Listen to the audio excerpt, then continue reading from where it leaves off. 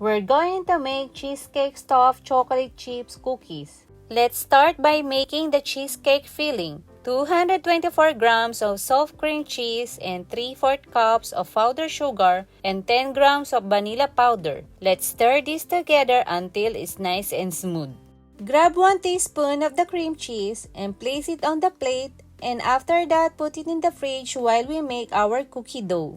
First, put 226 grams of soft butter, half cup of sugar, and 1 cup of brown sugar. Mix it together until it's well combined. Mix in 2 large eggs and 10 grams of vanilla powder and continue mixing. Put 3 cups of all-purpose flour and 1 teaspoon of baking soda and 1 teaspoon of baking powder and continue mixing. Mix in the mini chocolate chips. Put into your fridge for 30 minutes. Once your cookie dough is nice and firm, you can start filling up our cookie dough with cream cheese. Take 2 scoops of cookie dough and poke a hole in the middle and place your cream cheese filling on top and cover it up with cookie dough and roll it into a bowl. Put it in the oven in 375 degrees for 30 minutes.